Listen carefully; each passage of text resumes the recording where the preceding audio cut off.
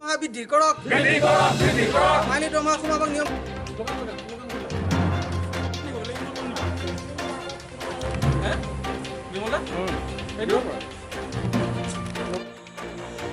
অনাদায় হৈ থকা 15 মাহৰ দৰমহা আদায় দিয়ক।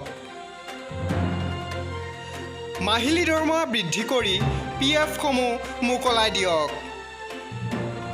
মাহিলী দৰমহা নিয়মীয়াকৰণ কৰক।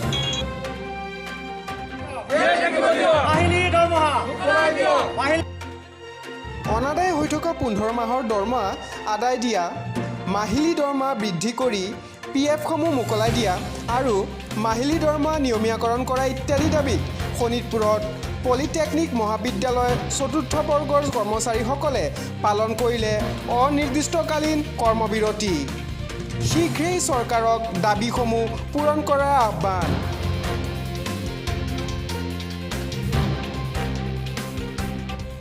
সদৌ পলিটেকনিক চতুৰ্থ বৰ্গ কৰ্মচাৰী সন্থাৰ আহ্বান মৰ্মে ৰাজ্যৰ 11খন অভিযান্ত্ৰিক মহাবিদ্যালয়ৰ চতুৰ্থ বৰ্গৰ কৰ্মচাৰীসকলৰ দীৰ্ঘদিনীয়া কেইবাটাও সমস্যাৰ সমাধানৰ দাবীত চতুৰ্থ বৰ্গৰ কৰ্মচাৰীসকলে অনিৰ্দিষ্টকালীন কৰ্মবিৰতি পালন কৰাৰ সমান্তৰালভাৱে ঢেকীয়াজুলিত ঠেলামৰা ঠাইত শোণিতপুৰ জিলা অভিযান্ত্ৰিক মহাবিদ্যালয়তো চতুৰ্থ বৰ্গৰ কৰ্মচাৰীসকলে অনিৰ্দিষ্টকালীন কৰ্মবিৰতি পালন কৰে।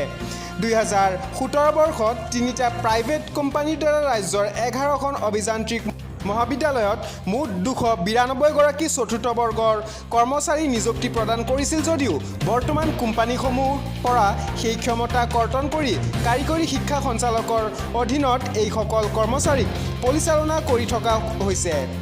কিন্তু যোৱা 15টা মাহে দৰমহা লাভ নকৰাত পানীত হাঁহ নচৰা অৱস্থা হৈছে অভিযান্ত্ৰিক মহাবিদ্যালয়ৰ এই সকল চতুৰ্থ বৰ্গৰ কৰ্মচাৰীৰ। পেটত গামোচা বান্ধি অতিবাহিত কৰিছে দিন। লকডাউনৰ সময়তো যোৱা 15 মাহে দৰমহা লাভ নকৰাত দিগবিদিকাই হেৰুৱাই পেলাইছে কৰ্মচাৰীসকলে। গোটেই ভাৰতবৰ্ষত যি 50,000ৰ ওপৰ অধিক লোক এই কৰোণা ভাইৰাছত মৃত্যুবৰণ কৰিছে তেওঁলোকলৈ সমবেদনা জ্ঞাপন কৰিছোঁ। লগতে সমূহ স্বাস্থ্যকৰ্মী, প্ৰশাসনৰ বিষয় আৰু মিডিয়া যিসকল কৰ্মী আছে তেওঁলোকক মই শুভেচ্ছা জনাইছোঁ। এই যুদ্ধখনত তেওঁলোকে বহুত কষ্টৰে যুঁজি আছে, কিন্তু আমিও এতিয়া ঘৰত এনেকুৱা এটা পৰ্যায়ত যুদ্ধ কৰি থাকিব লগা হৈছে। সেই যুদ্ধটো হৈছে আমাৰ পেটৰ যুদ্ধ। আমি কেনেকৈ দুবেলা দুমুঠি ভাত মুকলি কৰিম। 2017 চনত আমি পলিটেকনিক কলেজখনত যেতিয়া আমি চাকৰিত অন্তৰ্ভুক্ত হৈছিলোঁ তেতিয়া খুব গৰ্ব অনুভৱ কৰিছিলোঁ যে হয়, ঘৰৰ ওচৰত এখন পলিটেকনিক কলেজ। মাননীয় স্বাস্থ্যমন্ত্ৰী, তেতিয়াৰ শিক্ষামন্ত্ৰী, এতিয়াও শিক্ষামন্ত্ৰী হৈছে তেখেত চৰ্দাৰ হিমন্ত বিশ্ব শৰ্মা ডাঙৰীয়া ইয়াত এখন পলিটেকনিক কলেজ প্ৰতিষ্ঠা কৰিছিল। আমি ভাবিছিলোঁ হয় ইয়াত শিক্ষাৰ ক্ষেত্ৰতো আগবাঢ়ি যাব আৰু আমিও কিবা এটা ইয়াত যিহেতু কৰ্মসংস্থাপন পাইছোঁ আমাৰো ঘৰ সংসাৰখন ভৱিষ্যতলৈ ভাললৈ আহিব।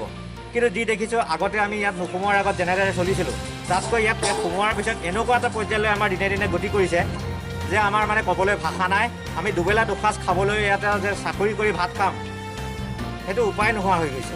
প্ৰথম কথা হ'ল আমি 15 মাহে দৰমহা পোৱা নাই, আৰু এই 15 মাহে যিহেতু দৰমহা পোৱা নাই এই কেনেকৈ চলিম আপোনালোকে এটা বিবেচনা কৰি চাওক।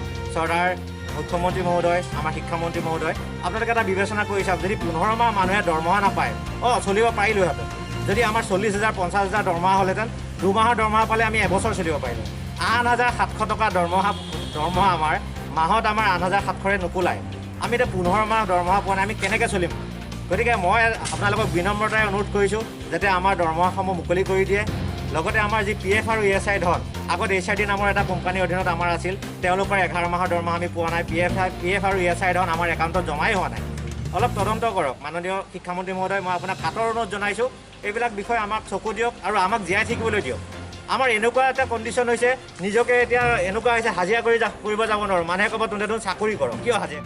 বিগত সময়ত অনাদায় হৈ থকা 15 মাহৰ দৰমহা আদায় দিয়া, মাহিলী দৰমহা বৃদ্ধি কৰা, PF-সমূহ মোকলাই দিয়া আৰু মাহিলী দৰমহা নিয়মীয়াকৰণ কৰাৰ ইত্যাদি সমস্যাসমূহ লৈ প্ৰাক্তন শিক্ষামন্ত্ৰী সিদ্ধাৰ্থ ভট্টাচাৰ্য, বৰ্তমানৰ শিক্ষামন্ত্ৰী হিমন্ত বিশ্ব শৰ্মা আৰু এডিশ্যনেল চিফ ছেক্ৰেটাৰীকো কেইবাবাৰো সদৌ অসম পলিটেকনিক চতুৰ্থ বৰ্গ কৰ্মচাৰী সন্থাই লিখিত আৰু মৌখিকভাৱে দিয়াৰ পিছতো আজিলৈকে এইসকল কৰ্মচাৰীৰ মাহিলী দৰমহা নিয়মীয়াকৰণ তথা তেওঁলোকৰ সমস্যাসমূহ সমাধান নহ'ল। দুদিন পাৰ কৰা আমাৰ বহুত কষ্ট হৈছে। গতিকে এতিয়া এই বিষয় লৈ পেলাই আমি বহুতবাৰ চেষ্টা কৰি আছোঁ, যদিও আমি আজিলৈকে পোৱা নাই। আৰু 15 মাহে দৰমহা নোপোৱাৰ ক্ষেত্ৰত অতি প্ৰতিগৰাকী সদস্যৰ ঘৰত পৰিয়ালটো কেনেদৰে চলিব পাৰে এই কথাটো আপোনালোকে সকলোৱে নিজে অনুভৱ কৰে। আমি আজিৰ পৰা 11খন পলিটেকনিকৰ আমাৰ সন্থাৰ আহ্বানক্ৰমে সন্থাৰ নিৰ্দেশন অনুযায়ী আমি গোটেই 11খন পলিটেকনিকতে আজিৰ পৰা অনুষ্ঠানকালী কৰ্মসূচী আৰম্ভ কৰিছোঁ। আমাৰ দাবীসমূহ হ'ল যে আমাৰ দৰমহাসমূহ মোকলাই দিব লাগে, 15 মাহ দৰমহা মোকলাই দিব লাগে, আমাৰ অনাদায় হৈ থকা যিবিলাক আমাৰ PF সমূহ আছে সেইবিলাক মোকলাই দিব লাগে আৰু দৰমহাসমূহ বৃদ্ধি কৰিব লাগে। আজিৰ তাৰিখত ইমান দৰমহাসমূহ কৰ্মচাৰীসমূহৰ দৰমহা বৃদ্ধি কৰিছে যদিও সামান্য দৰমহাৰ মাজেৰে আমি দুৰ্বলবিলাক পাৰ কৰিব লগা হৈছে। তাৰোপৰিও আকৌ দৰমহাসমূহ আমি সুযোগ প্ৰমাণ আমি নাপাওঁ।